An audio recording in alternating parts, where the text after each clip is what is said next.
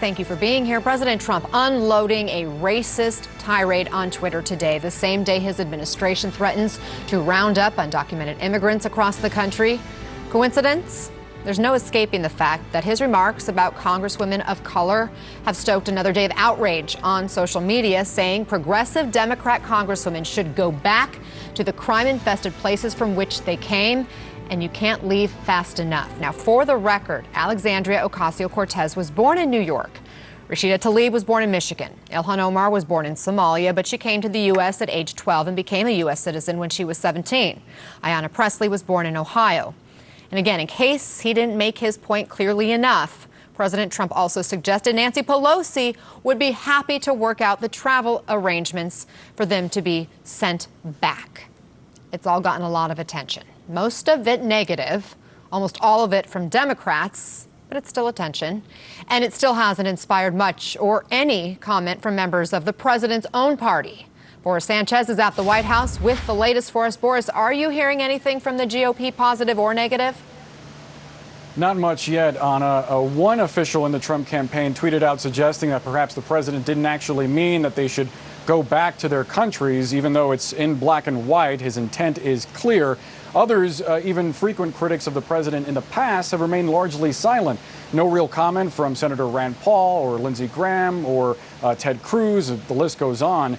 One former Republican, though, is being highly critical of the president, and that's Michigan Representative Justin Amash. Remember that after the release of the Mueller report, he called for the president's impeachment, and soon after he left the Republican Party, partly because of the reception that he got from some of his colleagues who he says criticized the president behind closed doors. They've largely remained mum today, though. Here's what Justin Amash tweeted out. He writes, quote, "To tell these American citizens, most of whom were born here, to go back to the crime-infested places from which they came is racist and disgusting." We should point out part of the reason the president did this and the reason that he mentioned Nancy Pelosi is because he's trying to expose a rift in the Democratic Party. These four progressive women have been critical of Nancy Pelosi's handling of an immigration funding bill that passed through Congress last week. She's been critical of their use of social media and the way that they go after other Democrats. This may have backfired, though, because now all of them are united against their common enemy in President Trump. Take a look at what Nancy Pelosi tweeted a short while ago. She writes, quote, "I reject Donald Trump's xenophobic comments meant to divide our nation. Rather than attack members of Congress, he should work with us for humane immigration policy that reflects American values. Stop the raids, hashtag families belong together." There's another tweet that she sent out right before that one saying that diversity is our strength and our power as Americans. Notably, though, here Pelosi saying that even if the president is xenophobic, he should still work with Congress to try to get something done on immigration, something those four progressive members of Congress may outright reject. Anna. Okay, Boris Sanchez at the White House. Thank you. I want to bring in Democratic Congresswoman Maxine Waters of California. Congresswoman, glad you are with us tonight. You are a member of the Congressional Progressive Caucus. The president appears to be referring to your progressive colleagues, Ocasio-Cortez, Tlaib, Pressley, and Omar in his tweet. Are you surprised your Republican colleagues have yet to call the president out for his racist attack? I am surprised that anyone would be shocked by the racism of this president. The president is an illegitimate racist occupying the White House who has defined himself over and over again.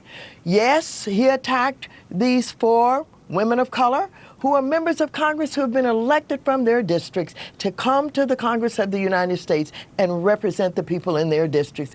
They are certainly legitimate. He is not. This is a president who's defined himself as a sexual predator, a liar, a con man. This is a man who has cheated young people who went to the fake university that he set up thinking they were going to become developers, etc. This is a man who lied about the president of the United States, Obama, on this birther movement. But don't forget, long before he was elected to office, he tried to get the Central Park Five death penalty. He wanted them killed, even though they were found not to be guilty of the crimes that they were being accused of. So what is it about anybody that would be surprised about what he would say or what he does? If there's anything we should be talking about, it is the lack of the responsibility of the Congress of the United States to impeach him. He needs to be impeached. He has defined himself thoroughly. He is dangerous. He is divisive. And this is someone who does not understand or appreciate the Constitution of the United States of America. He needs to go. So do you believe that Nancy Pelosi is making the wrong decision in holding off from an inquiry? I disagree with Nancy Pelosi, and I've said that over and over again. I started 2 years ago when I saw him even in the campaign against his own colleagues in the Republican Party, when I understood there was collusion going on with Putin and the oligarchs and the Kremlin in Russia, when I saw this president basically obstruct justice before our very eyes, I've known for a long time that he should be impeached. Yes, okay. I've been on that for a long time, and I disagree with anybody who thinks differently. Let me ask you about what's happening at the border, because Vice President Mike Pence toured 2 detention facilities on Friday, one that housed children and families, one that housed men, and he agreed the conditions in the facility housing the men were unacceptable. But here's where he laid the blame. Listen to this. But remember, it was just a few short weeks ago that Congress finally acknowledged the crisis and gave us an additional $4.6 billion in humanitarian aid. Remember, for the last 6 months, Democrats in Congress said it was a manufactured crisis. And it was all we could do to finally get the Democrats in Congress to agree to give us additional funding to deal with this crisis. Congresswoman, to what degree are the deplorable conditions those men are being kept in at the border the fault of congressional Democrats? Well, let me tell you, I don't know exactly what the vice president is trying to do. I guess he was sent there to try and place blame on Democrats, but it's not true. We know that the president of the United States is not interested in comprehensive immigration reform. What he's interested in doing is using these unfortunate individuals as political pawns in this campaign that he has to demonstrate to those people that are his supporters that somehow our country is being undermined and destroyed by who he calls rapists and criminals and who is assigned the worst things to. That picture that you see of all of those men behind that cage is simply a picture that they wanted to send out to their constituents to say, see, we're capturing them. We've got them, and they don't care about the children. They're separating the children from their families. It is the most horrific and honorary thing that any human being could do,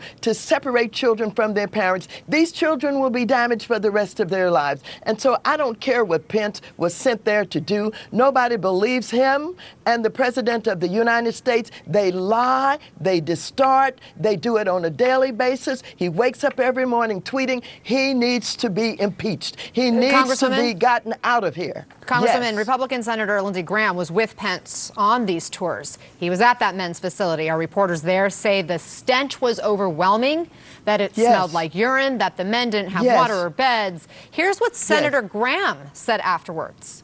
Okay. What I saw is a bunch of people have been here before, broke the law before, and we're not going to let them go. I don't care if they have to stay in these facilities for 400 days.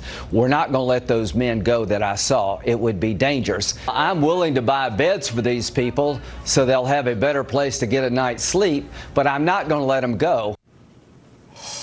To that, you say what? I say that this lying senator, who's basically another sycophant, basically using his voice to protect the president of the United States, cannot be trusted. We've seen how he turned on John McCain. We've seen how he's been kissing up to this president, wanting to be embraced by this president. But he is going to have a great challenge, and we believe that we can get rid of him also. We can defeat him in the election that's coming up. I don't believe him. The average person with any sense of logic does not believe him. He too has defined himself, and we see how he double-crossed John McCain, who was supposed to be his friend. He is not trustworthy. He's a liar. But it kind of sounds like everything that you're hearing from them, I mean, it doesn't sound like you want to work together in any capacity with Republicans. Well, it's not that we don't want to. They have shown us that they will not. They are not interested in working with anybody. When you have a president who constantly lies on top of lies, and each day he's attacking somebody, not only the members of Congress, not only Nancy Pelosi, not only, anybody who disagrees with him, he's created a division between us and our international allies. And that memorandum that you saw that came from the UK ambassador was simply the truth, being told about what he has observed. But this is what our allies are thinking about us. They don't know what has happened to the United States of America. How could we constantly wake up every day and basically allow this illegitimate president to keep up the kind of trash that he's doing? A senior administration official says that the planned ICE raids are currently underway. We're trying to find out what that means and where it's happening. Your district is in Los Angeles County. The city of Los Angeles is one of the cities expected to be targeted. Are you aware of any raids there today? No, as a matter of fact, I went out early this morning and I went to two of the biggest Catholic churches in my district, and I passed out flyers and I asked them to beware. That if anybody knocked on their doors, don't let them in. So I passed out flyers and I went to some of the restaurants, etc. I didn't see anybody, but I did have a complaint from one of my constituents that they had tried to come to her door once before, even though she is a citizen. So I'm going to follow up on that to see what happened. I have not seen them today, but I was out there warning and letting people know what their rights are so that they would not be taken advantage of. And so, no, I have not seen them today. Okay, please follow up with us if that changes. Congressman Maxine Waters, thank you for taking the time. You're so welcome. Thank you for exposing what is going on. Thanks. Coming up, CNN goes